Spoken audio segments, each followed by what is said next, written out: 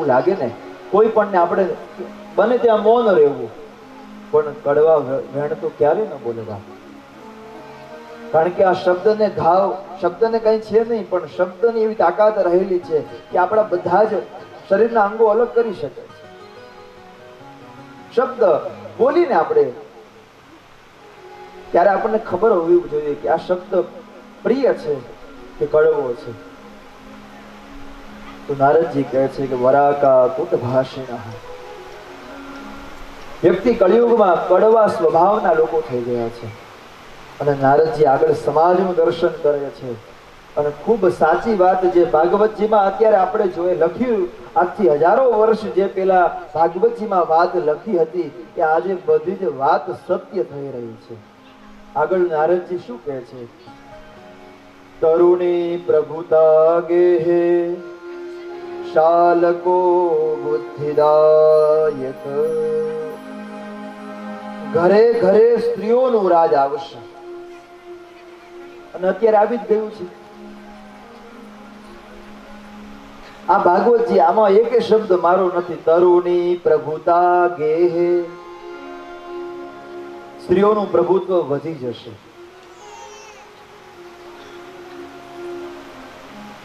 આપણે ગામડામાં તો એક મર્યાદા હોય છે, બાકી અમે જયારે સિટીમાં કથા કરીએ એટલે આ બાજુથી બેન ઉભા થાય અને ખાલી એક આંખનો ઈશારો આમ કરે ને ત્યાં તો બહાર નીકળી જાય.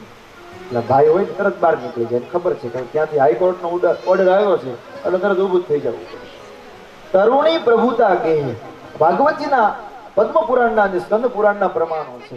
અને શાલકો બુદ્ધિદાયક, સગો ભાઈ બાજુમાં બેઠો હશે પણ એની સલાહ નહીં લે અને પેલા શાળાને પૂછવા જશે કે આપણે શું કરવું જોઈએ. આમાં લખ્યું છે એની શાળા પાસેથી બુદ્ધિ લેશે. આપણા લોક સાહિત્ય શું કહે છે કે અંધારી રાતના બળદિયા કાળા, ગજિયાડી બાઈડી ને પાડુમાં હાળા, આટલું નો દેજે દ્વારકા વાળા. પાદરમાં ખેતરને પગમાં વાળા, રાત અંધારી અને બળદિયા કાળા, ગજિયાડી બાઈડી ને પાડુમાં હાળા, આટલું નો દેજે દ્વારકા વાળા. આપણા લોક સાહિત્યકારોનું આ એક ભાગવતજીના પ્રમાણ સાથેની વાત છે. કળિયુગમાં લોકો પૈસાના ખાતર પોતાની દીકરી કન્યાનો વિક્રય કરશે. નારદજી કીધું અહીંયા કોઈ યોગી રહ્યા નથી, કોઈ જ્ઞાની રહ્યા નથી. અને આ કળિયુગના દોષ જોતા જોતા નારદજી કહે છે હું યમુનાજીના કિનારે આવ્યો. યમુનામ તટમાપન્નો યત્ર લીલા હરેર ભૂત. અને જ્યાં જમનાજીના કિનારે આવ્યો, હે સનત કુમારો, ત્યાં એક આશ્ચર્ય જોવા મળ્યું. એમના બે દીકરા એ વૃદ્ધ છે અને માં યુવાન છે. આમ તો માં વૃદ્ધ હોવા જોઈએ ને, દીકરા યુવાન હોય. અહીંયા દીકરા વૃદ્ધ છે અને માં યુવાન છે. આવું અદ્ભુત એ દ્રશ્ય જોયું. અને બધી જગ્યાએ પોતાની રક્ષા કરવા માટે બેઠેલી સ્ત્રી કે મારું કોઈ રક્ષણ કરો, મારું કોઈ રક્ષણ કરો. અનેક દાસીઓ સેવામાં હતી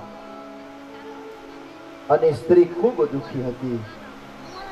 અને મારા ઉપર નારદજી કે ધ્યાન પડ્યું અને કહેવા લાગી, ભો ભો સાધુ ક્ષણમ તિષ્ઠ મચ્ચિંતામપિ નાશય દર્શનમ તવ લોકસ્ય સર્વથાધહરમ પર. એ ભક્તિ મહારાણી બોલવા લાગ્યા, હે સાધુ, એક ક્ષણ વાર માટે ઉભા રહો. ભો ભો સાધુ ક્ષણમ તિષ્ઠ, મારી ચિંતા દૂર કરો. કારણ કે બીજાના કાર્યને સાધે એ જ સાધુ છે. સરળ સ્વભાવ ન મન કુટિલાય, જેનું જીવન સાધુ, સાધુ એ સાધુ છે. અને ભક્તિ મહારાણી નારદજીને કહે છે તમે ઘડીક વાર ઉભા રહો અને મારા દુઃખના દૂર કરો. કારણ કે બહુધા તવ વાક્ય દુઃખ શાંતિ ભવિષ્યતિ. હે મહાપુરુષ, તમારા વચનો સાંભળીશું ને તો મારા દુઃખો દૂર થશે. નારદજી વિચાર કર્યો કે આ કેવી રીતે બને, અને અનેક જન્મના પુણ્ય હોય ત્યારે ભક્તિ મહારાણી કહે છે આપ જેવા સાધુના દર્શન થાય છે. નારદજી કહેવા લાગ્યા આપ કોણ છો? ભક્તિ મહારાણીને પ્રશ્ન કરે છે અને ત્યારે ભક્તિ મહારાણી બોલે છે અહમ ભક્તિ રીતિ ખ્યાતો, હું ભક્તિ છું. જ્ઞાન અને વૈરાગ્ય એ બે મારા પુત્ર છે, પણ બે વૃદ્ધ બન્યા છે. કેમ? પેલા કાળના કારણે. કાલ યોગે ન જર્જરો. આ કાળની ગતિએ જ્ઞાન અને વૈરાગ્યને વૃદ્ધાવસ્થામાં લાવી દીધા છે. કારણ કે ભક્તિ એકલી નકામી છે, એની સાથે જ્ઞાન હોય, એની સાથે વૈરાગ્ય હોય તો ભક્તિ પુષ્ટ બને છે. નારદજીને આશ્ચર્ય થયું કે આ વાત મને મગજમાં ઉતરતી નથી. આ કેવી રીતે બની શકે કે મા યુવાન હોય અને દીકરા વૃદ્ધ હોય? ત્યારે ભક્તિ મહારાણીએ કીધું કે એ જ અમારી ચિંતા છે. હવે માંડીને વાત કરું છું ભક્તિ મહારાણી કે તમે સાંભળો, કારણ કે તમે મને લાગે છે કે તમારી સાથે દુઃખ ની વાત કરીશું તો અમારા દુઃખ હળવા થશે. આપણે નથી કહેતા કે તમારી હારે અમે વાત કરશું ને તો અમારા દુઃખો દૂર થશે, અમારા દુઃખો હળવા થશે. અને ભક્તિ મહારાણી બોલ્યા ઉત્પન્ના દ્રવિડે સાહમ વૃદ્ધિમ કર્ણાટકે ગતા ક્વચિત ક્વચિન મહારાષ્ટ્રે ગુર્જરે જીર્ણતામ ગતા ગુર્જરે જીર્ણતામ ગતા. ભક્તિ મહારાણી કહી રહ્યા છે કે મારી ઉત્પત્તિ દ્રવિડ દેશમાં, એટલે અત્યારનું દક્ષિણ ભારત. એટલે જો દક્ષિણમાં તમે જાઓ ને, કદાચ રામેશ્વરમ જાઓ, તિરુપતિ જાઓ, તો આજે એ લોકો પોતાના ઘર આગળ રંગોળી કરે છે અને કોઈ પણ મોટો ઓફિસર હોય તો એના કપાળમાં તિલક હોય, એ લોકો લુંગી ધારણ કરે છે. આખી આપણી જે પરંપરા શાસ્ત્રની છે ને ત્યાં એ લોકો જીવે છે. કારણ કે ભક્તિ મહારાણીનું પિયર છે અને પિયરનું ગૌરવ તો બધાને હોય ને. બહેનોને પિયરનું ગૌરવ કેટલું બધું હોય. એક ચમચી લાવ્યા હોય ને તોય કાઢે નહીં, મારા પિતાજીના ઘરની છે. એમ ભક્તિ મહારાણીને અહીંયા ગૌરવ છે કે હું દ્રવિડ દેશમાં મારી ઉત્પત્તિ થઈ અને ક્યાંક આગળ આવતા આવતા કર્ણાટકમાં હું થોડીક વૃદ્ધિ પામી. મહારાષ્ટ્રમાં મારું કંઈક પોષણ થયું અને જ્યારે હું ગુજરાતમાં આવી ત્યારે ગરડી બની. પણ આ ગુજરાત નહીં, મહાપુરુષો કહે છે કે વૃંદાવનની આજુબાજુમાં, મથુરાની આજુબાજુમાં ગુર્જર એક દેશ છે, ત્યાં ભક્તિ મહારાણી જીર્ણ બન્યા છે. બાકી આપણું ગુજરાત તો બધાને પાલન પોષણ કરનારું છે. આમાં વાત સાચી છે કે યુવાન માને તો બધાએ હાચવે, ગરડી માને કોણ હાચવે? અને આપણે ગુજરાતીઓએ આપણે ગુજરાતમાં ભક્તિ મહારાણીને ગરડા થયા એટલે આપણે હાચવ્યા છે. ગરડી ભક્તિ એટલે શું ખબર છે? દૂધ બગડી ગયું હોય ને પછી વહુ એમ કે બા આ દૂધ બગડી ગયું છે, જવા દઉં? એટલે બા કે જવા ન દેવાય. શું કરાય? એની બરફી કરી નાખો, ભગવાનને આપણે થાળ ધરાવી દેશું, દૂધ જવા ન દેવાય. આ ગરડી ભક્તિ કે ભગવાનને પણ જ્યારે પણ વસ્તુ અર્પણ કરો, ભગવાનને શ્રેષ્ઠ અર્પણ કરો. એક આરતીની થાળી હું દાદા પાસે લઈને ગયો એટલે દાદાએ 50 રૂપિયાની નોટ લઈને ખીચા મૂકી દીધી. દાદા તમે નાખતા તો નથી પણ કઈ એવી રીતે થોડા લેવાય. દાદા મને કે તમારી ઉંમર કેટલી? 24 વર્ષ. મને કે મારી કેટલી? ખબર નથી. મને કે 76મું વર્ષ છે. ભગવાનની પાસે કોણ પહેલા જશે? તમે. મને કે હું હાથ વાત પોગાડી દઈશ, હું ભગવાનને હાથ આપી દઈશ તમે તારે. એમ કરીને ખીચા મૂકી દીધી. દાદા તમે ભગવાનની પાસે પહોંચવાના છો તો પોગાડી દેશો, ક્યાં ચિંતા છે? તો આ ભક્તિ મહારાણી આપણે પણ ભક્તિ આવી નહીં કરવાની. પ્રિયજનો, ભગવાનને જે કઈ વસ્તુ અર્પણો કરો, શ્રેષ્ઠ વસ્તુ અર્પણ કરો. અને ક્યાં તો અર્પણ જ ન કરો, કારણ કે ભગવાન કહેતા નથી કે મને અર્પણ કરો. ભગવાન તો એમ જ કહે છે પત્રમ પુષ્પમ ફલમ તોયમ યો મે ભક્તા પ્રયચ્છતિ. ભગવાન આપણા ભાવને જોવે છે. કદાચ કરોડ રૂપિયાની સંપત્તિ હશે પણ તમારો ભાવ નહીં હોય તો ભગવાન આરોગતા નથી, અને તમારો ભાવ સાચો હશે તો ભગવાન બધી જ વસ્તુ આપણી સ્વીકારશે.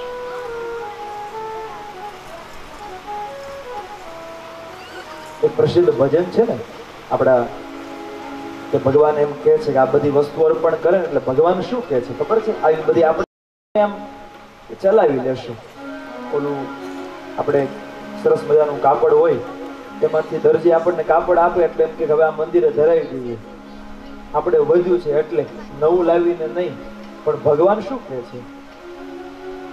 હું કાંઈ ગાંડો નથી રે, હું કાંઈ ઘેલો નથી રે, હું કાંઈ ગાંડો નથી રે, હું કાંઈ ઘેલો નથી રે, હું કાંઈ ગાંડો નથી રે, ઘેલો ઘેલો નથી રે, હું કાંઈ ગાંડો નથી રે, હું કાંઈ ઘેલો નથી રે.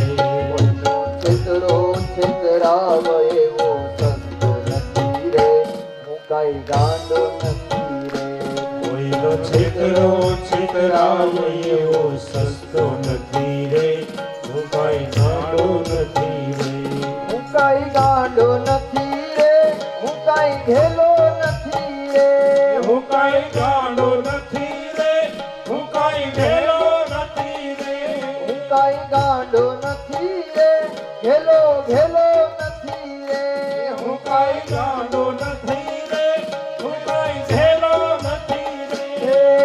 બે ચાર રૂપિયા લઈ મંદિરે આવે, બે ચાર રૂપિયા લઈ મંદિરે આવે, આધા ઉભા રહીને ફતિયા ફગાવે, આઘા ઊભા રહીને ફરિયા ભગાવે. એવા પિત્તળિયા હું કાંઈ લેતો નથી રે, હું કાંઈ ગાંડો નથી રે, એવા પિત્તળિયા હું કાંઈ લેતો નથી રે, હું કાંઈ ગાંડો નથી રે, હું કાંઈ ગાંડો નથી રે, ઘેલો ઘેલો નથી રે, એ હું કાંઈ ગાંડો નથી રે, હું કાંઈ ઘેલો નથી રે.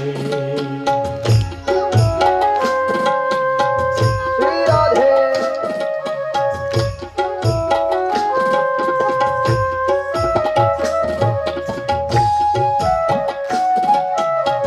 તાળીઓના નાદ સાથે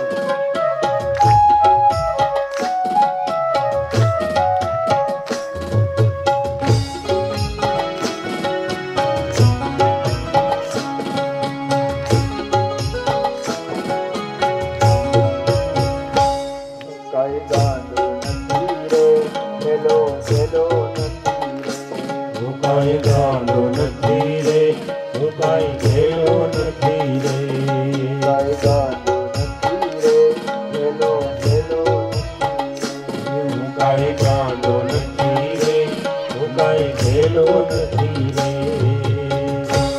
ભગવાન એમ કહે છે કે હું કઈ આ બધું જાણું છું. અંતર્યામી સમસ્તાનામ ભાવમ જાનાતિ માનવ. ભગવાન બધું જ જાણે છે. એક દિવસ ભગવાન પણ હસતા હતા. આજે મને બનાવનારો આજે મને બનાવે છે. કારણ કે આપણો શુદ્ધ ભાવ હશે એટલે નિયમ રાખવાનો કે જે કઈ વસ્તુ અર્પણ કરો ને, ભગવાને ક્યાંય કીધું નથી કેટલી વસ્તુ મને અર્પણ કરો. થોડીક વસ્તુ અર્પણ કરો પણ એ સારામાં સારી શ્રેષ્ઠ વસ્તુ અર્પણ કરો. કારણ કે યાદૃશી ભાવના યશ્ય, તમે જેવું અર્પણ કરશો એવું ભગવાન તમને આપશે. આગળ ભક્તિ મહારાણી કહે છે, આગળ હું વૃંદાવનમાં આવી ત્યાં મને થોડીક આમ શાંતિ મળી છે. હું યુવાન થઈ પણ મારા દીકરા બી વૃદ્ધ રહ્યા છે અને હવે નારદજી આ સ્થાન છોડી અને હવે મારે વિદેશમાં જતું રહેવું છે. ઇદમ સ્થાનમ પરિત્યજ્ય વિદેશમ ગમ્યતે મયા. અને વાત એ સાચી છે કે આજે ભક્તિ મહારાણી આ સ્થાન છોડી અને ભારતથી બહાર વિદેશમાં લોકો ભક્તિ ખૂબ કરે છે. હરે કૃષ્ણ એ મંત્ર જાપ કરે છે અને આપણે એની સંસ્કૃતિ સ્વીકારી લીધી છે. આપણે આપણી જે પરંપરા હતી, આપણા જે નિયમો હતા, એને આપણે છોડી દીધા છે.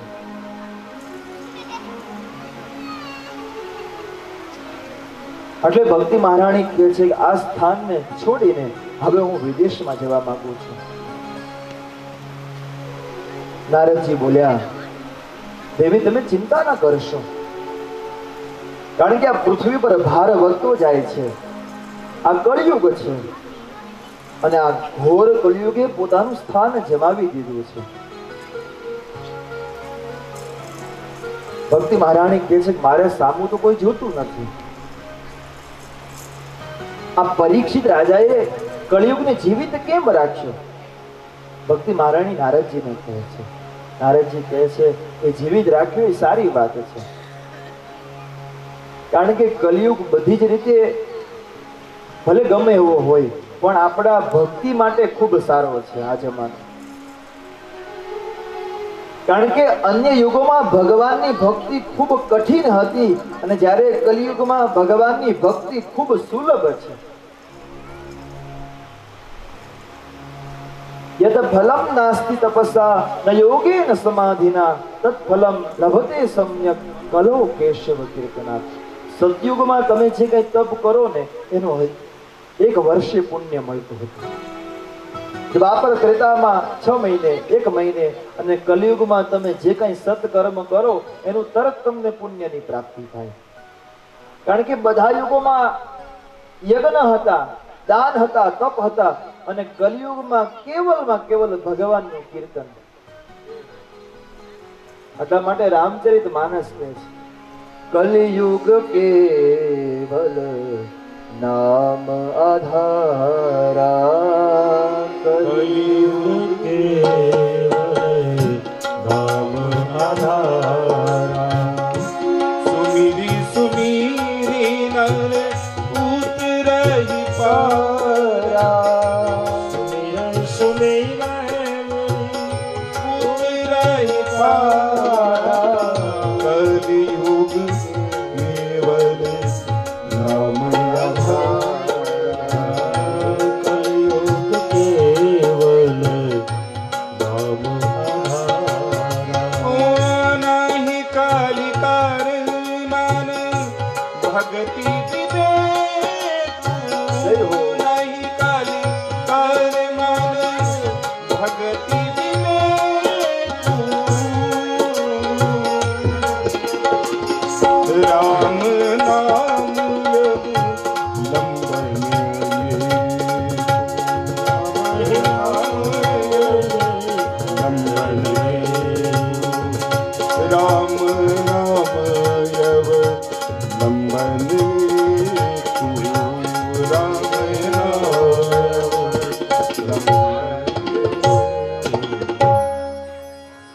કલિયુગમાં ભગવાનની ભક્તિ આપણે કપટ છોડીને કરશું ને એટલે કૃષ્ણ મળી જશે. ચોથી ભક્તિ મમ ગુણ ગાન કરહી કપટ તજી ગયા. આપણા શાસ્ત્ર કહે છે આપણને કપટ વગરની ભક્તિ હશે તો ભગવાન આપણા નજીક આવશે. અને પરીક્ષિત રાજાએ કલિયુગને એટલા માટે નિગ્રહ કર્યો છે કારણ કે વિશ્વમાંથી સારભૂત જે કઈ વસ્તુ હતી બધી જતી રહી છે. વિપ્રેર ભાગવતી વાર્તા ગેહે ગેહે જને જને. એક મુઠ્ઠી ધાનના લોભથી કથાઓ વહેંચાવા લાગી છે એટલે કથાનો સાર જતો રહ્યો છે. તીર્થમાં અધર્મી લોકો આવે છે એટલે તીર્થનો સાર જતો રહ્યો છે. નારદજીની આ બધી વાતો સાંભળી ભક્તિ મહારાણી ખૂબ પ્રસન્ન થયા. સાધુનામ દર્શનમ લોકે. તમારા જેવા સાધુ પુરુષોના અમે દર્શન કરીએ ને અમે ખૂબ ધન્ય છીએ. અને નારદજી આગળ કહે છે કે વૃથા ખેદે છે બાલે. ભક્તિ મહારાણીને કહે છે કે તમે શા માટે ચિંતા કરો છો? તમે તો ભગવાન કૃષ્ણના ખૂબ સુંદર અને અતિ પ્રિય છો. તમારે ચિંતા કરવાની જરૂર નથી. કારણ કે જે દ્રૌપદીની રક્ષા કરનારો કૃષ્ણ અને જે ગોપીઓની રક્ષા કરનારો કૃષ્ણ અત્યારે ક્યાંય પણ ગયો નથી. તો તમારા જેવા ભક્તિ મહારાણીની રક્ષા કરવા માટે કેમ ન આવે? એ આવશે, ભરોસો રાખો તમે. પરમાત્મામાં વિશ્વાસ રાખો.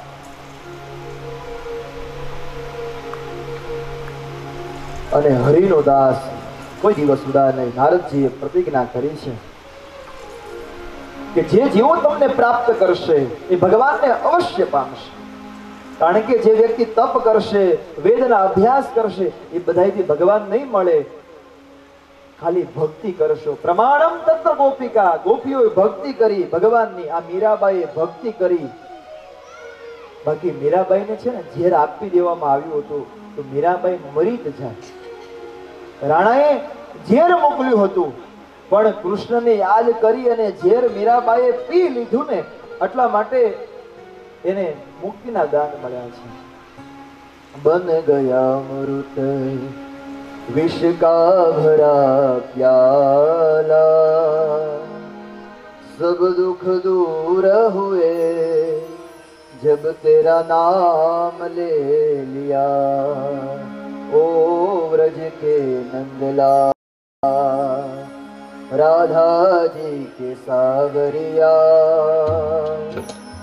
सब दुख दूर हुए जब तेरा नाम ले लिया. મીરાબાઈ એમ કે છે કે હે રાધાજીના સાવરિયા, અમે તારું નામ લીધું ને એટલે અમારું વિષ પણ અમૃત થઈ ગયું.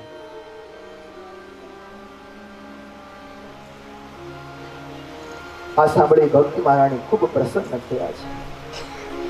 તમારા બધાના લોકોમાં હું ચિત્તમાં ગેહે ગેહે જને જને ઘરે ઘરે તમારા સ્થાપના કરીશ. ભક્તિ મહારાણીની નારદજી કહે છે.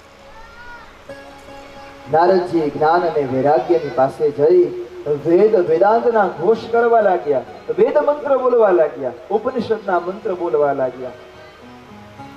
જ્ઞાન વૈરાગ્ય ઘડીક જાગે વળી બગાસા ખાઈને સૂઈ જાય. નારદજીને ચિંતા થઈ, આ કેવી રીતે બને? આ વેદ શાસ્ત્રના ગીતા પાઠ, આ શાસ્ત્ર ઉપનિષદના પાઠ કરીએ છીએ, કેમ જાગતા નથી? અને ત્યારે આકાશવાણી થઈ, હે દેવર્ષિ નારદ, આના માટે તમે સત્કર્મ કરો.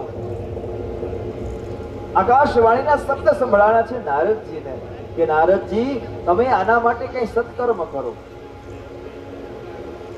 બદ્રિકાશ્રમમાં નારદજી સનત કુમારોને મળ્યા. નારદે પોતાની ચિંતા જણાવી છે. એ સત્કર્મ કયું? દ્રવ્ય યજ્ઞ, તપ યજ્ઞ, આ બધા યજ્ઞ સ્વાહા સ્વાહા છે, એ આ બધા તો કર્મ વિશુચકાહ છે. પણ જ્ઞાન યજ્ઞમ સ્મૃતો બુધે, જે જ્ઞાન યજ્ઞનું એટલે ભગવાન ભાગવતજીની કથા કરશો ને એટલે ભક્તિ મહારાણી અને જ્ઞાન વૈરાગ્ય પુષ્ટ થશે. નારદજી પ્રશ્ન કરે છે સનત કુમારોને. મને એ પ્રશ્ન છે કે આ વેદથી ન જાગ્યા, આ શાસ્ત્રથી ન જાગ્યા તો આ ભાગવતથી જાગી જશે? ત્યારે સનત કુમારોએ કીધું કે જેમ દૂધમાં ઘી છે પણ દેખાતું નથી, તલમાં તેલ છે પણ દેખાતું નથી, એનું મનોમંથન કરવામાં આવે. વેદોપનિષદામ સારાજ જાદા ભાગવતી કથા, ભાગવતની કથા બધાએ શાસ્ત્રનો સાર છે અને એનું પઠન કરવામાં આવશે ને એટલે અવશ્ય મુક્તિ મળશે. નારદજી ખૂબ પ્રસન્ન થયા, કારણ કે ભાગવતજીના શ્લોકે શ્લોકે અક્ષરે અક્ષરે વેદના મંત્ર રહેલા છે. એટલે હું વારંવાર શ્લોકો શું કામ બોલું છું? કારણ કે એ શ્લોકો તમે સાંભળો ને તો આપણું આત્મા પવિત્ર બને. જેમ આપણે કીર્તન સાંભળીએ અને આપણું આત્મા પવિત્ર બને, આપણું મન ધન્ય બને, એમ આ કથાના શ્લોકો સાંભળીએ તો આ લોકોના દુઃખ તૂટી જાય છે.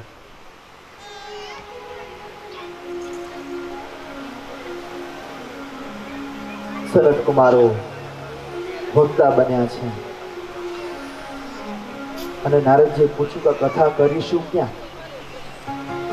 અને ગંગાજીના કિનારે આનંદ તટ ક્યાં જઈએ? સનત કુમારોને લઈ દેવર્ષિ નારદ ગંગાના કિનારે આવ્યા છે. સત્સંગ મળ્યો છે, કારણ કે ભાગ્યોદય ને બહુ જન્મ સમર્જિતે ન. શાસ્ત્ર કહે છે કે જ્યારે ખૂબ જન્મના પુણ્ય હોય ને ત્યારે આપણને સત્સંગ મળે છે.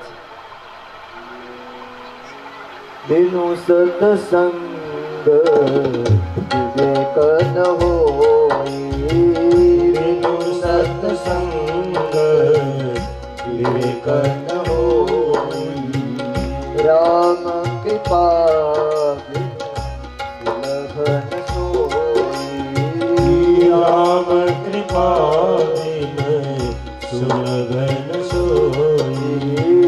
શ્રી રામ જય રામ જય જય રામ, શ્રી રામ જય રામ જય જય રામ.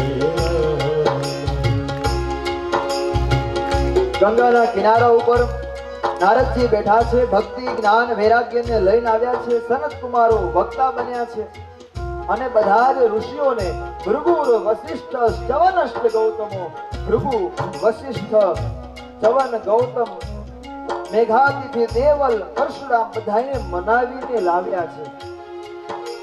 અને જે ન માનતા હતા એને ભૃગુ મુનિને કીધું તમે બધાને મનાવીને લઈ આવો. આપણે કથામાં હોય ને બધા કે અમે ન આવીએ, અમને કંકોત્રી નથી મળી. અરે કંકોત્રી નહીં, તમારા જન્મોત્રીની આ કથા નહોતી ને એટલે તમે ન આવી શકો. બાકી આ ભગવાન ભાગવતજીમાં તો બધાએ આવી શકે. પણ ભૃગુ ઋષિ બધાને મનાવીને લઈ આવ્યા કે તમે બધાએ આવો, તમે બધાએ આવો. એમ તમે પણ જ્યારે કાલે આવો ને ત્યારે આજુબાજુ વાળાને કહેતા હોજો હાલો કથામાં હાલો, કારણ કે એ કથા સાંભળશે ને તો અડધું પુણ્ય તમને પણ પ્રાપ્ત થશે. એક પરંપરા રહી છે. તમારે સથવારો રહે ને વાતો કરવાનો.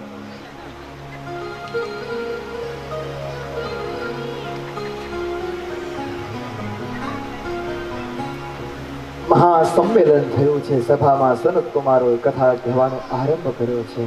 ભાગવતી આ કથાનું સદા સેવ્યા શ્રીમદ ભાગવતી કથા. આ ભાગવતી કથાનું સદા સેવન કરશો તો ભગવાન હરિ આપણા ચરણ ચિત્તમાં આવી જશે. યસ્યા શ્રવણ માત્રેણ હરિશ ચિત્તમ સમાશે.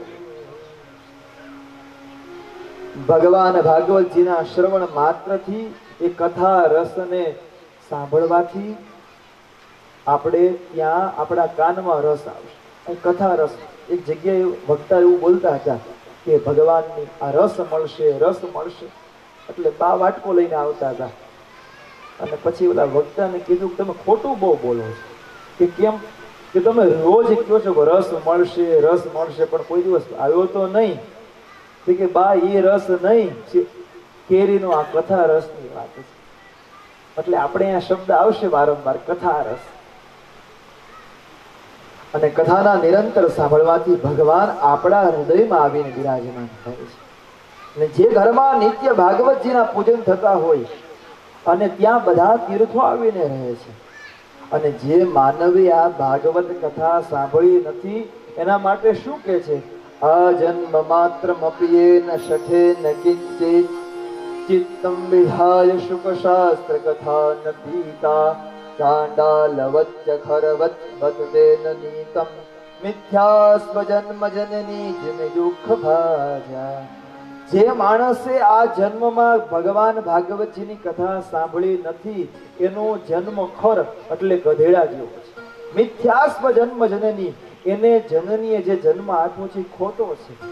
જની દુઃખ ભાજા, એ માને દુઃખ રૂપ છે. એટલા માટે જ્યારે આવા કીર્તનો હોય, જ્યારે કથાઓ હોય ત્યારે સાંભળી લેવું.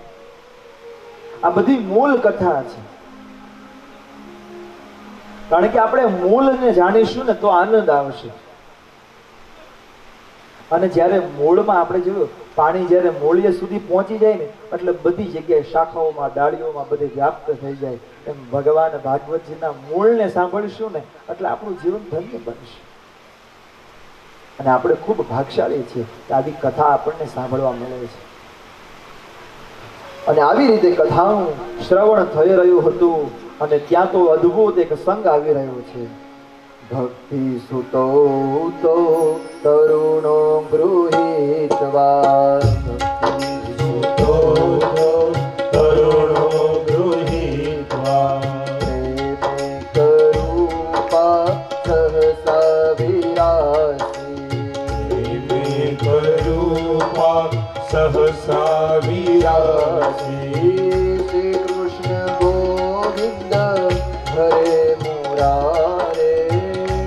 કૃષ્ણ ગોવિંદ હરે મુરારે નાથેથી નામની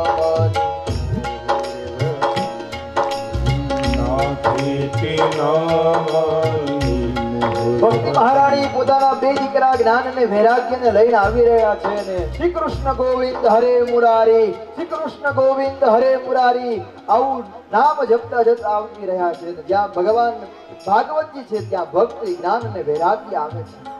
અને સનત કુમારોએ પૂછ્યું તમે કોણ છો? કારણ કે ભગવાનનું નામ લેતા લેતા આવ્યા ત્યારે ભક્તિ મહારાણી કહે છે કે આ હું ભક્તિ છું અને તમારી કથાના સાંભળવાથી મારા જ્ઞાન અને વૈરાગ્ય છે એ બંને પોતાની યુવા અવસ્થા જે હતી પ્રાપ્ત કરી છે. અને ત્યારે સનત કુમારો કહે છે કે હવે તમે બધા ભક્તોના હૃદયમાં જઈ અને બેસો. એટલે ભક્તિ મહારાણીએ ક્યાં સ્થાન જમાવ્યું છે? સકલ ભુવન મધ્યે નિર્ધનાસ્તે ધન્યા. આખા જગતમાં કદાચ ધનથી નિર્ધન હશે પણ જેના હૃદયમાં ભક્તિ હશે ત્યાં પરમાત્મા આવશે. માટે જ નારદજીને કહે છે ને ભગવાન કે નાહમ વસામિ વૈકુંઠે યોગિનામ હૃદયેન ચ મદભક્તા યત્ર ગાયંતિ તત્ર તિષ્ઠામિ નારદ. આપણો ભરોસો હશે, આપણી ભક્તિ હશે એટલે ભગવાન અવશ્ય આવશે આવશે આવશે. ભરોસો હોવો જોઈએ. એ મેરા ભરોસા યકી હૈ તેરે દર સે આગે આ કુછ ભી નહીં હૈ. ભરોસો હોવો જોઈએ, આપણને વિશ્વાસ હોવો જોઈએ. અરે આ ભાગવત ભગવાનની બધી કથા તો કેટલાય વર્ષો જૂની છે. 50 વર્ષ જૂની જ એક વાત છે. એ વાત તમે સાંભળો. ભગવાન આવે વૃંદાવનના સાધુ બ્રહ્મલીન રાજેન્દ્રદાસ મહારાજજી પાસેથી આ સાંભળેલું એક કથાનક છે કે ભગવાન આવે ખરા, આવે. આપણો પોકાર સાચો હોય ને તો મારો દ્વારકાધીશ આવે. વૃંદાવનમાં એક સાધુ થઈ ગયા. એને કોઈ સાધુ નો કે, એને કોઈ સંત નો કે, એને જજ સાહેબ કે. જજ સાહેબ સીતારામ, જજ સાહેબ સીતારામ કે. કોઈ એને સાધુ નો કે. કેમ? એની પૂર્વની એક કથા છે, એ તમે સાંભળો. એ જજ સાહેબ દક્ષિણના એટલે દક્ષિણ ભારતના કોઈ રહેવાસી હતા. એની આજુબાજુમાં કોઈ ગામડું હતું અને ત્યાં એક ભક્ત રાજ કેવટ નામનો એક ભક્ત રહેતો હતો. કેવટ રઘુનાથજીનો ભગત હતો. ખૂબ ભોળો હતો ભાવથી. બે દીકરા હતા ને દીકરી હતી. ગરીબ હતો પણ ભગવાનમાં આસ્થા વધારે હતી. જ્યારે કોઈ કઈ કહે ને એટલું જ કે મારો રઘુનાથજી બેઠો છે, બધું દૂર કરશે. ખૂબ ભોળા હતા કેવટ. દીકરી મોટી થઈ એટલે લગ્નની ચિંતા થઈ. એટલે એના બે દીકરાઓની પાસે જઈને કીધું આપણી પાસે પૈસા નથી, સંપત્તિ નથી, શું કરીશું? એટલે ગામમાં કોઈ શેઠ હતા, એની પાસે જઈ સંપત્તિ લઈ આવ્યા છે વ્યાજે અને પોતાની દીકરીને પરણાવી છે. દીકરી વિદાય થઈ અને કેવટ દીકરી વિદાય કરી અને રઘુનાથજીનું જે મંદિર હતું ત્યાં આવીને રહેવા લાગ્યા. અને દીકરાઓને કીધું તમે વેપાર આગળ વધારો, દીકરાઓ ખૂબ કમાય છે. અને આ કેવટને ક્યાંય ચિંતા નથી, કારણ કે જાવું કહા ચરણ તજી તુહાર. હે ભગવાન રઘુનાથજી, તમને છોડીને અમે જાશું ક્યાં? દીકરાઓ ખૂબ કમાવા લાગ્યા. એટલે પેલા શેઠ પાસેથી જે રૂપિયા લીધા હતા એ શેઠને પાછા આપી દીધા. ચિઠ્ઠી લીધી કે અમે આપી દીધા છે, જમા કરાવી દીધા છે. શેઠ હવે એ રઘુનાથજી, આજે કેવટ હતો રઘુનાથજીનો ભગત, એની પાસે આવે છે. કેવટ કે આપને બધાને પૈસા મળી ગયા છે ને? અને શેઠની દાનત બગડી છે. કેવળ હજી રઘુનાથજીને ત્યાં મળવા જાય, પેલી ચિઠ્ઠી લેવા જાય, દીકરાએ આપી હતી કે અમે આપી દીધા છે, ત્યાં તો શેઠે કઈક ચિઠ્ઠી અદલા બદલી કરી દીધી. અને પેલા શેઠે કીધું કે તમે કઈ પૈસા આપ્યા નથી, જો આમાં શું લખ્યું, બાકી બોલે છે, હજી ઉધાર બોલે છે. કેવટ કે આપી દીધા છે. મારો રઘુનાથજી જાણે, હવે મને કઈ ખબર નથી. કેવટ રડતા રડતા એટલું કહે છે, કારણ કે જયારે સીતારામનું નામ આપણા મુખ ઉપર હોય ને, પછી ચિંતા શા માટે કરવી? સિર પર હે સીતારામ, ફિકર ફિર ક્યાં કરે? અને હવે મામલો પેલા શેઠ એ હાઈકોર્ટમાં ગયા અને કેસ કર્યો છે.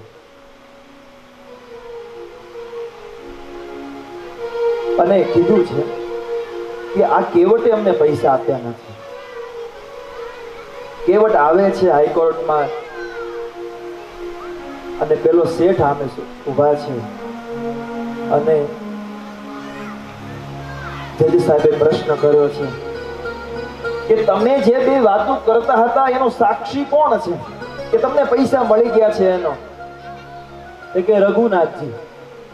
એટલે જજ સાહેબને એમ હતું કે રઘુનાથજી કોઈ વ્યક્તિ હશે. એટલે જવા દો, બીજા દિવસની જે કઈ વાત હતી પૂરી કરી.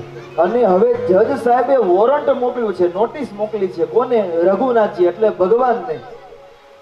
કે આ રઘુનાથજી સાક્ષી હતા ને એટલે એને નોટિસ મોકલી છે.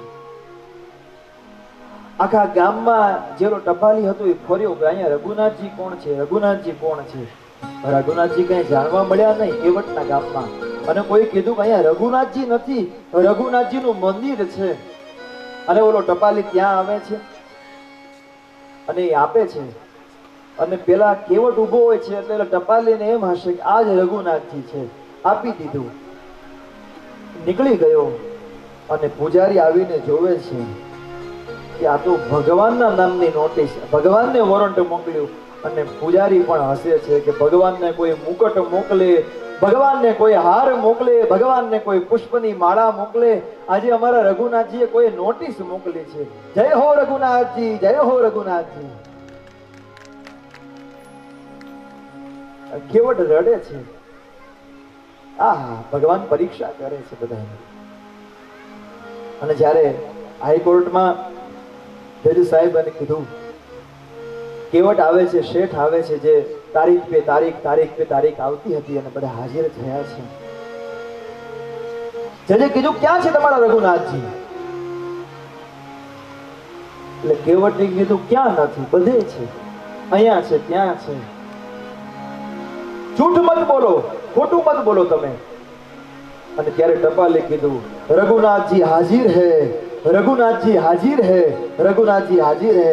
અને ત્યારે ભગવાન રઘુનાથજી એક વૃદ્ધ નું સ્વરૂપ લઈ, હાથમાં લાકડી લઈ અને રઘુનાથજી આવે છે. અને ત્યાં આવી અને રઘુનાથજી આજે જે પેલા ગુનેગાર હોય ને ત્યાં ઉભી રહેવાની જગ્યામાં રઘુનાથજી ઉભા રહ્યા છે. રઘુનાથજીને ઓલો જજ આજે જગદીશને પ્રશ્ન કરે છે કે તમે આના સાક્ષી હતા? કારણ કે ભગવાનને ઓળખી ન શક્યા જજ સાહેબ. અને કેવટ આંખમાંથી આમ ચોધારા આંસુની ધારા વહે છે. આહા, હું જે રઘુનાથજીને કહેતો હતો આજે રઘુનાથજી મારી પાસે આવી ગયા છે. આહા, કેવટની ભક્તિ પરિપક્વ થઈ ગઈ. જજ સાહેબ પ્રશ્ન કરે છે કે તમે આમને પૈસા આપ્યા હતા તમે સાક્ષી હતા? રઘુનાથજી કે હા. પ્રમાણ શું? શેઠના જે દુકાન છે એમાં ચોપડી છે, એમાં એક ચિઠ્ઠી છે, એમાં ચિઠ્ઠીમાં લખેલું છે કેવટના પૈસા આવી ગયા છે. એક જણાને મોકલ્યો અને જોઈ અને કીધું કે લે આવો એ ચોપડો. અને એમાંથી ચોપડામાંથી ચિઠ્ઠી જોઈ, એમાં મળ્યું હતું, લખ્યું હતું કે એના પૈસા જમા થઈ ગયા છે. અને રઘુનાથજીનો જય જયકાર થાય છે. અને પછી રઘુનાથજી તરત અદૃશ્ય થઈ ગયા છે. અને જજ સાહેબ પૂછે છે આ કોણ હતું? આ રઘુનાથજીને તો અમે કોઈ દિવસ જોયા નતા. કે આ જે મંદિરમાં બેઠા હતા ને એ જ રઘુનાથજી, એ ભગવાન રામ હતા. અને જજ સાહેબ આજે રડતા રડતા એમ કહેવાય ને જમલ ઉપર પડી ગયા અને રડવા લાગ્યા કે આજે ભગવાન આવ્યા અને હું ઊભો ન થઈ શક્યો. આજે જજના રૂપે હું જગદીશના સામે ઊભો ન થઈ શક્યો. રડવા લાગ્યા ચોધાર આંસુથી અને પોતાના જજપણેથી રાજીનામું આપી દીધું. અને આજે વૃંદાવનમાં આવે છે, દર્શન કરે છે, પણ અંદર જતા નથી. ભગવાનની પાસે માફી માંગે છે કે ભગવાન અમારા આંગણે તું આવ્યો હતો અને અમે તને ઓળખી નહોતું. ભગવાન આપણા આંગણે આવશે પણ આપણે જાણી ન શકીએ. ભગવાન એમ કે છે કે મને જ્યારે બોલાવો ને ત્યારે હું આવીશ, પણ ભાવ સાચો હોવો જોઈએ. કૃષ્ણ કહે છે મને કોણે બોલાવ્યો, કોણે બોલાવ્યો અને ક્યારે ન આવ્યો. કૃષ્ણ કહે છે મને કોણે બોલાવ્યો, કોણે બોલાવ્યો ક્યારે ન આવ્યો. કૃષ્ણ કહે છે મને કોણે બોલાવ્યો, કોણે બોલાવ્યો અને ક્યારે ન આવ્યો. કૃષ્ણ કહે છે મને કોણે બોલાવ્યો, કોણે બોલાવ્યો અને ક્યારે ન આવ્યો. પ્રેમ ધરીને મેતા નરસિંહે બોલાવ્યો, પ્રેમ ધરીને મેતા નરસિંહે બોલાવ્યો, પ્રેમ ધરીને મેતા નરસિંહે બોલાવ્યો. પ્રેમ ધરીને મેતા નરસિંહે બોલાવ્યો. નાગરી નાથ જમાડવાને આવ્યો, કોને બોલાવ્યો અને ક્યારે ન આવ્યો. નાગરી નાથ જમાડવાને આવ્યો, કોણે બોલાવ્યો અને ક્યારે ન આવ્યો. જય હો તાળીઓથી. જય દ્વારકાધીશ.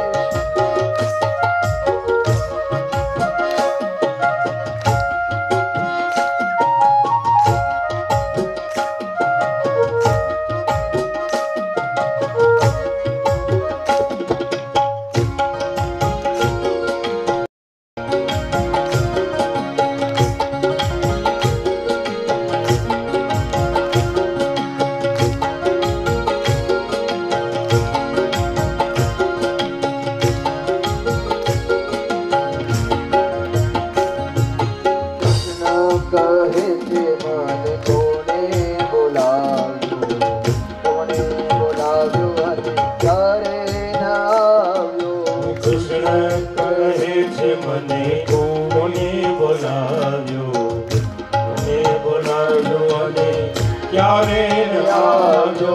પ્રેમ ધરીને મીરાબાઈએ બોલાવ્યો, પ્રેમ ધરીને મીરાબાઈએ બોલાવ્યો, પ્રેમ ધરીને મીરાબાઈએ બોલાવ્યો.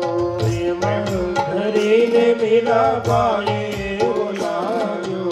ઘેર પીવાને આવ્યો રે, કોણે બોલાવ્યો અને ક્યારે ન આવ્યો.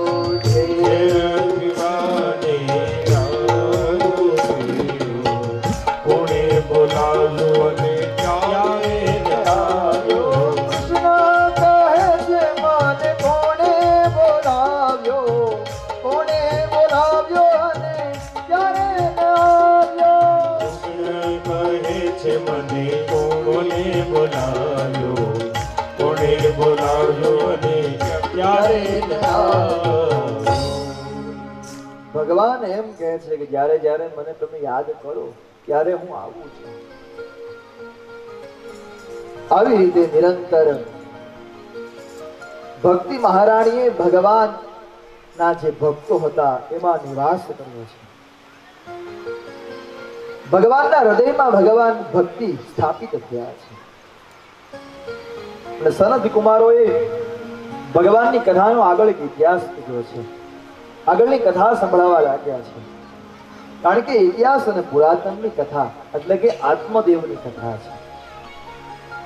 तुंगभद्रा तटे पूर्व अभूतपत्तनमुत्तमम् यत्राभरणास्त्वधर्मेण सत्य सत्कर्म तत्पराः। तुंगभद्रा नदीना काંઠે એક ઉત્તમ નામનું નગર હતું. તુંગ એટલે શ્રેષ્ઠ અને ભદ્રા એટલે કલ્યાણ. એવી આ દેહરૂપી નગરી. ઉત્તમ નગરમાં ચારેય પ્રકારના વર્ણના લોકો રહેતા હતા. આ મોક્ષ ચરિત્રની કથા છે. આ અદ્ભુત કથા છે, એનું આપણે શ્રવણ કરીએ. અને કથામાં અંતમાં રાસ આવશે. આજે તમે જેની વાટ જોઈને બેઠા છો, કારણ કે ઓલી સેજ કથા છે ને, આજે ટાઈમ થોડુંક છે એટલે આપણે કથા લઈ લઈએ, પછી આપણે રાસમાં પ્રવેશ કરીશું, કીર્તન લેશું. હું નહીં ભૂલી જાઉં તમ તારે, કારણ કે ચિંતાના આમ દર્શન, અમને તો અહીંથી દર્શન થાય બધાના, એટલે ખબર પડે કે આ કેમ ચિંતામાં છે. એટલે વારંવાર કીર્તન તો આવે છે, જય બોલાવીએ છીએ, પણ એક મોક્ષ ચરિત્રની જે કથા છે એનું આપણે શ્રવણ કરીએ, જે ઉત્તમ કથા છે. એ નગરમાં આત્મદેવ નામના બ્રાહ્મણ રહેતા હતા.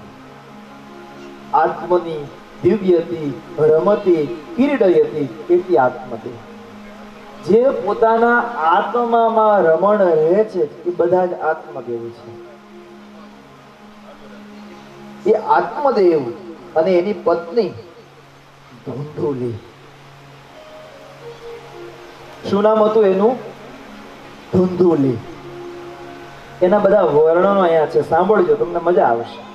કેવા હતા ધુંધુલી? આત્મદેવ ખૂબ સારા શ્રેષ્ઠ બ્રાહ્મણ હતા. એ આ ધુંધુલી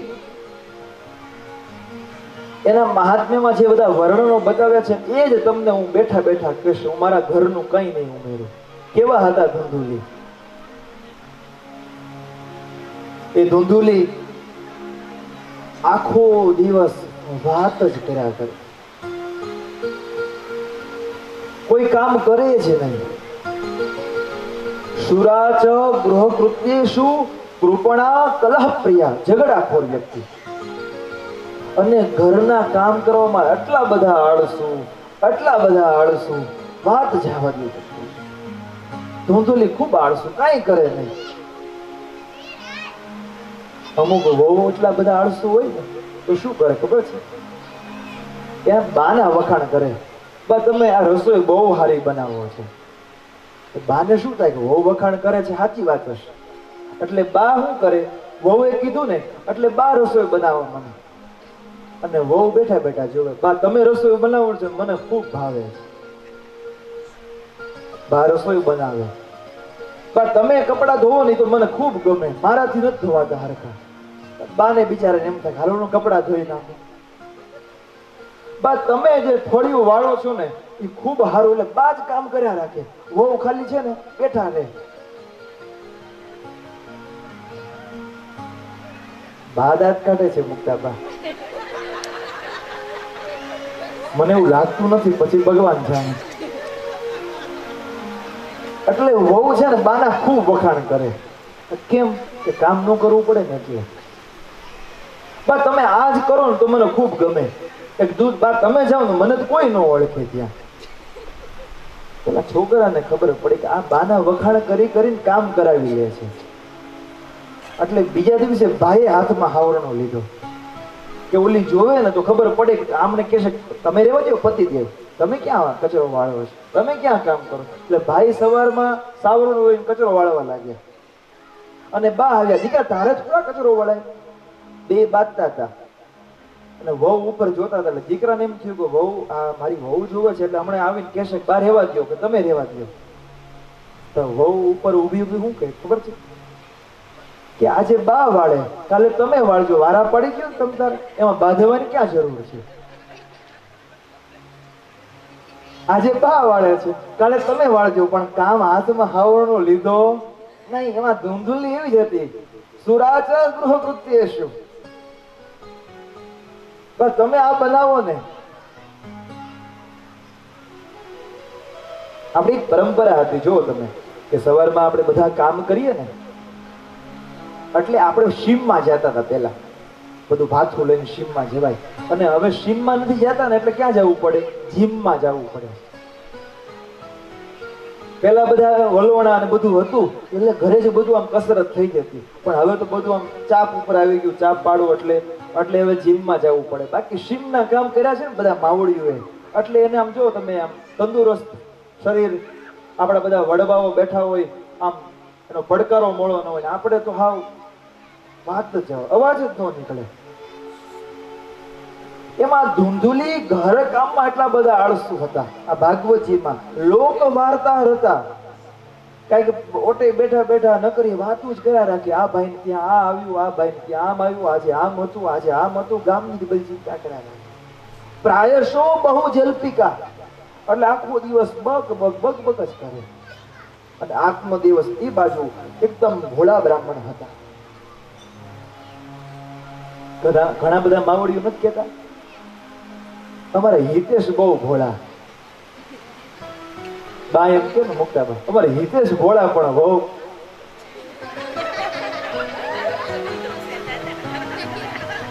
ખાલી આનંદ કરો છો બધાએ, આપ તો પરિવાર બા બધાય જો બધાની બા માવડી હોય ને એ આમ જ કે, કારણ કે વરને કોણ વખાણ.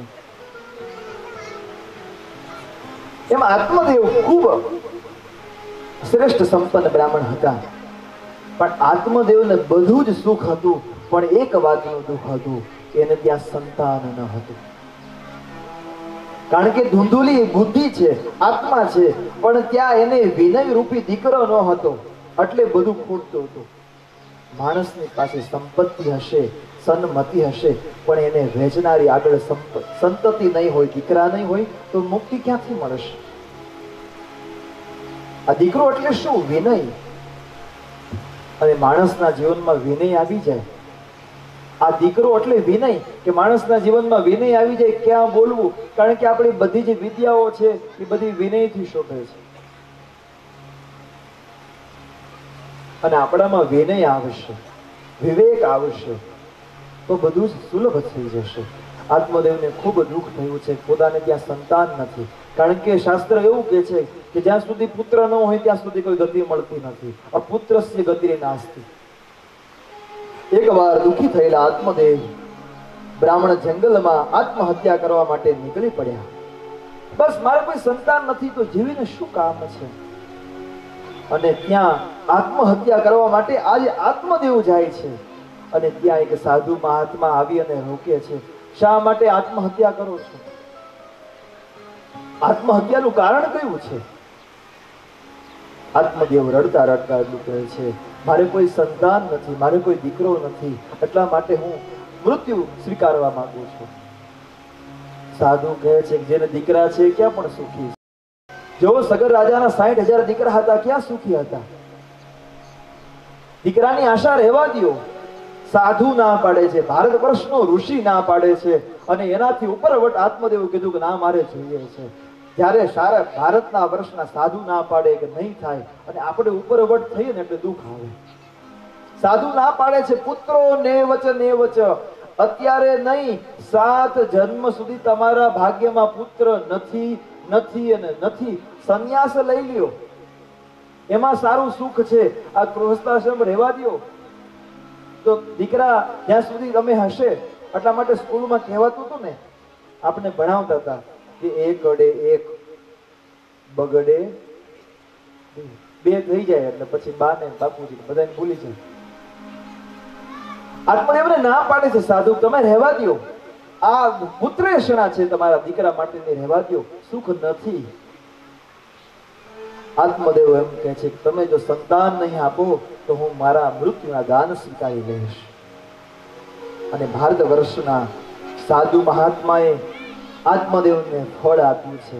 આત્મદેવ હરખાતા હરખાતા ઘરે આવે છે. સાધુએ કીધું તું કે આ ફળ તું તારા હાથે તારા પત્નીને આપજે. ઇદમ ભક્ષય પત્ન્યાત્વમ તતઃ પુત્રો ભવિષ્યતિ. આત્મદેવે શું કર્યું? હરખાતા હરખાતા ભોળા હતા એટલે ફળ આપીને અન્ય પોતે આગળ કઈક નીકળી ગયા. અને ધૂંધલુના હાથમાં ફળ આવ્યું એટલે એવમ કુતર્ક વિતર્કે ન સ્ત્રી બુદ્ધિનો સ્વભાવ હતો એટલે કેટલાય બધા વિચારો કર્યા કે હું આ ફળ ખાઈશ, ગર્ભવતી બનીશ, મારા નણંદ કામ કરવા માટે આવશે અને કંઈક વધારે વસ્તુ લઈ જશે તો, કઈ ગામમાં ચોરી થશે, બધા જતા રહેશે ને હું એકલી રહી જશે તો, કઈ ગર્ભ સ્ત્રવી જશે તો, આની કરતા જેને સંતાન નથી એ જ સ્ત્રી સુખી છે. આવા ધૂંધુલી વિચાર કરે છે કારણ કે આ બુદ્ધિ છે અને બુદ્ધિને હંમેશા આવા વિચારો આવે છે.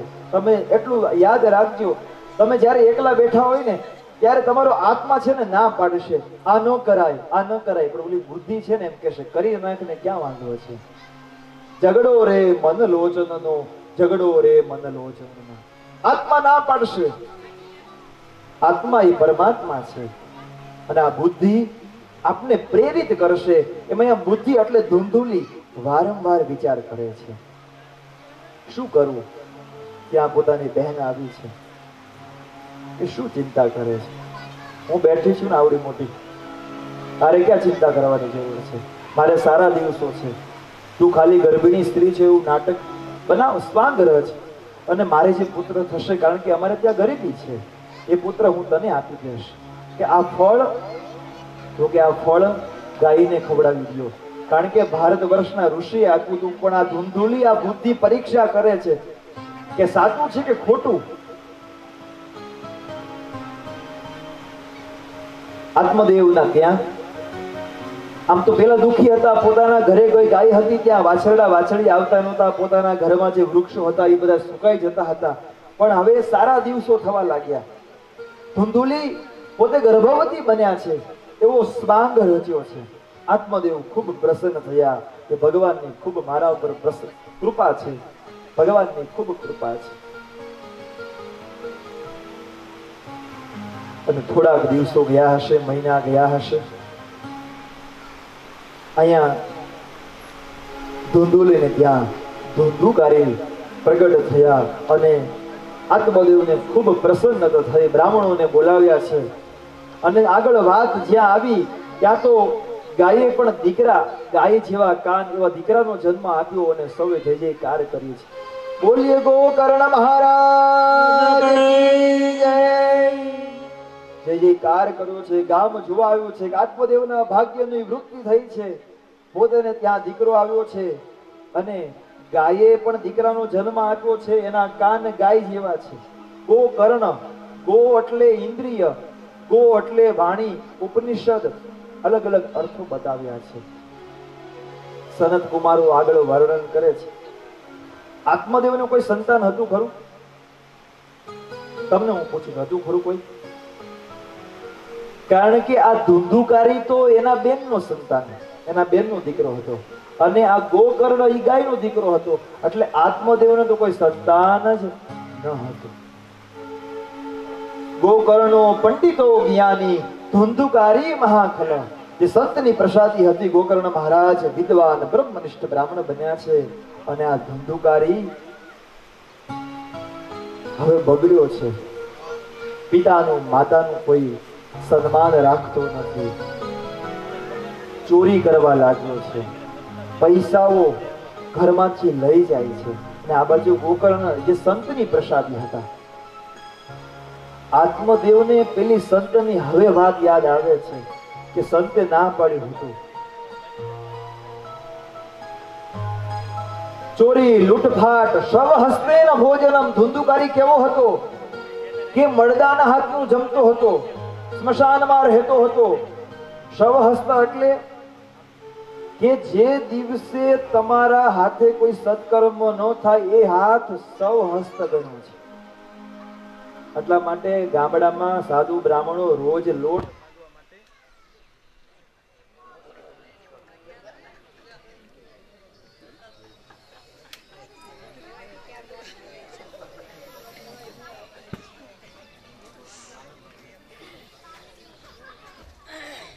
ગામડામાં પેલા રિવાજ હતો કે સાધુ બ્રાહ્મણો લોટ લેવા આવે, કારણ કે એ 5 આજે આપણે આપીએ ને તો આપણું ધન, આપણું ધાન એ બધું પવિત્ર રહેતું. એટલા માટે આપણે એ દિવસમાં સત્કર્મ થઈ જતા હતા. એ મયા ધુંધુકારી શબ હસ્તે ન ભોજનમ. દુરાચારી બન્યો છે, કોઈ વાત માનતો નથી. એટલા માટે જેટલા પણ મા બાપ જેટલા દીકરા નાના છે ને બધાને એક જ કે તમારા દીકરાને સોનાની પેન આપજો, કાંઈ વાંધો નથી, પણ હારે હારે એ શીખવાડજો કે શું લખવાનું છે. દીકરાને બધું જ આપજો, તમે બધા જ સંસ્કારો બધું જ વસ્તુ આપજો. અત્યારે જે જમાનો છે, પણ આપણી જે પરંપરા છે, આપણી જે પેઢી છે, આપણા જે સંસ્કારો છે, આપણા જે કુલદેવી માં છે, આપણા જે સાત પેઢીના પિતૃઓ છે, એ બધાને એને યાદ રહેવું જોઈએ. અમે નારાયણ બલી કરાવતા હતા, એટલે પૂછ્યું કે તમારા સસરાનું નામ શું? એની પત્નીને પૂછતો હતો શું નામ છે. એને સસરાને નામ ખબર નથી, જે લઈને આવ્યો છો જેમના ઘરેથી દીકરી. કારણ કે અત્યારે કોઈને એવો ટાઈમ જ નથી, પરિવાર માટે કોઈ ટાઈમ નથી. અને તમે દીકરાને સમય નહીં આપો તો દીકરાઓ તમને સમય નહીં આપે અને નહીં આપે. એટલે સાંજે જ્યારે એક એવો સમય રાખો કે બધા જોડે બેસો. આ ભાગવત કથા શું કામ કરીએ છીએ કે બધા હારે રે જોડે રહે ને, એટલે એક બધા આનંદ કરે, એક બધાનો સ્વભાવ જાણે, આનંદ કરે, બધા પરિવાર મળે, અને પરિવાર બધા મળે એટલે આનંદ થાય. એટલા માટે આ બધી કથાઓ છે. હવે આ ધુંધુકારી કોઈના કયામાં રહ્યો નથી, કારણ કે આ દીકરાને જ્યારે નાનો હતો ત્યારે ધુંધુલીએ એને સમજાવ્યો હોત ને તો એ માની જાત. હવે આ તો મોટો થઈ ગયો એટલે હવે માને નહીં. એક દિવસ પિતાજી એને સમજાવવા માટે ગયા, આત્મદેવ સમજાવવા માટે ગયા, દીકરા આ બધું આપણને ન શોભે, આપણે બ્રાહ્મણ છીએ.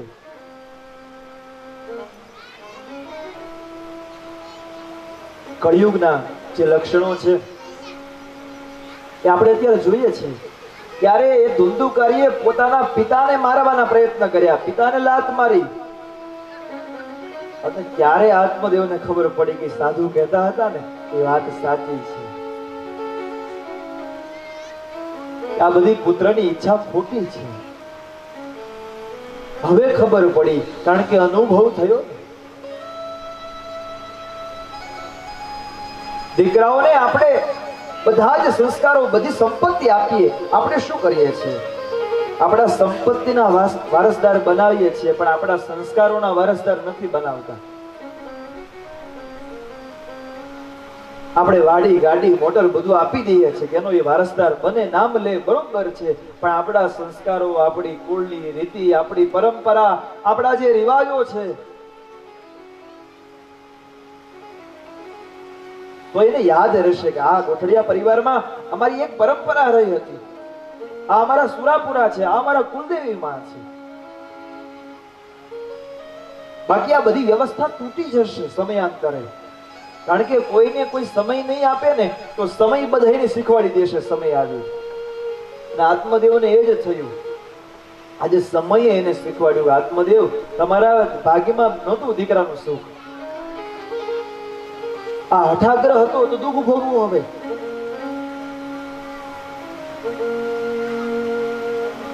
આત્મદેવે દીકરાને ખૂબ મનાવ્યો છે, પણ દીકરાએ બાપનું અપમાન કર્યું છે.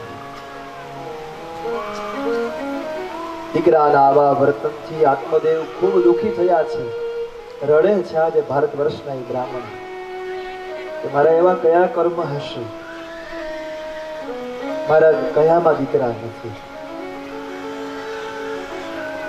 હું તો બધાને વિનંતી કરું છું, બધા દીકરાઓને, કે જ્યાં સુધી મા બાપ બેઠા હોય ને ત્યાં બધી સેવા કરી લ્યો ને, એટલે બધું આવી ગયું.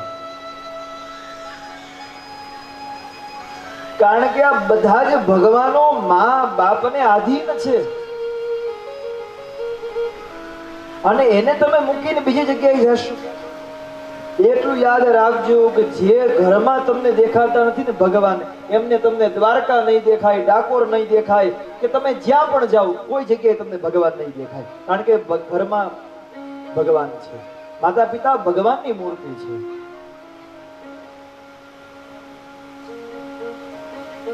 એનું પાલન કરો, એની આજ્ઞા. કારણ કે માતા પિતાનું કેવું કે એમનો સ્વભાવ હોય કે એમની પરંપરામાં રહ્યા હોય એટલે અમને વારંવાર કહેતા હોય દીકરા આમ, પણ આપણે હા કાંઈ વાંધો નહીં પિતાજી, એમ કરીશું બા, એમ કરીશું. એટલે એમ થાય કે ના, મારા કયામાં છે બધા. પછી આપણે સમજાય બા અત્યારે આવું ચાલે છે. હા કાંઈ વાંધો નહીં દીકરાઓ. એ રાજી થશે. અને ભારત વર્ષની માં જ્યારે રાજી થશે ને ત્યારે અખિલ બ્રહ્માંડના બધા જ ભગવાનો પ્રસન્ન થઈ જશે. અને ભગવાન માં જ્યારે દુઃખી થશે ને ત્યારે કોઈ દેવતાઓ કોઈ દેવી તમને નહીં સ્વીકારે. એ 100% વાત છે. માતા પિતાનું પૂજન કરો. એટલા માટે ઉપનિષદ એમ કહે છે કે માતૃદેવો ભવ પિતૃદેવો ભવ. એ પ્રસન્ન થઈ જશે તો બધા જ સુખો આપણને પ્રાપ્ત થશે. એની આજ્ઞામાં રહેશું તો આપણને કઈ તકલીફ નહીં પડે. આપણા સાસુ સસરા એ આપણા માટે મા બાપ છે. તમે સાસુ સસરાને સારી રીતે સાચવશો તો એમને પણ આનંદ થશે કે ના ના, એ પણ પ્રસન્ન થશે. પછી તો એમને ખબર છે કે અત્યારે જમાનો છે એ પ્રમાણે ચાલીશું તો એ પણ ચાલશે. આપણે એને ખાલી પૂછવાનું છે. એમને આપણે પૂછીશું ને એટલે પ્રસન્ન થઈ જાય, ના મારા દીકરા મારા કયામાં છે.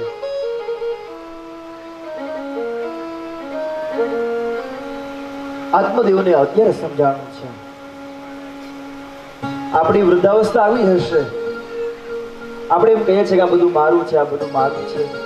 અત્યારે તો બધા સંતાનો ખૂબ સારા છે, પણ આપણે સંતાનોને સારા સંસ્કાર નહીં આપીએ તો આપણને નહીં સાચવે, નહીં સાચવે, નહીં સાચવે. તો મા બાપની સેવા કરો. આત્મદેવ રડતા રડતા બોલ્યા છે, કોણ કોનું છે? અસાર ખલુ સંસાર દુઃખ રૂપી વિમોહ સુતમ કસ્ય ધન કસ્ય સ્નેહવાન જ્વલતે. અસાર રૂપી અસાર સંસાર છે, એમાં કોણ કોનું છે? સુતમ કસ્ય ધનમ કસ્ય, કોઈ કોનું નથી. પણ આપણે સ્નેહના લીધે બધા એકબીજાની ભગવાનની માયા છે એટલે આ બધા મારું મારું કરીએ છીએ. પ્રેમ હોવો જોઈએ, સાચી વાત છે. કારણ કે આ જમાનામાં જે આપણા પિતા છે, ગયા જન્મમાં આપણા પુત્ર પણ હોઈ શકે. કોણ કોનું છે કોને ખબર છે? અને આવા રડતા રડતા આવ્યા એટલે ગોકર્ણ મહારાજ કહે છે, પિતાજી શા માટે રડો છો? ગોકર્ણ મહારાજને ખબર પડી ગઈ કે ધુંધુકારીએ પિતાજીનું અપમાન કર્યું છે. અને આ દીકરો ખૂબ સાચો અને સારો અને સેવાભાવી હતો ગોકર્ણ, કારણ કે સંતની પ્રસાદી હતી. અને ગોકર્ણ મહારાજ પોતાના પિતાને ઉપદેશ આપે છે.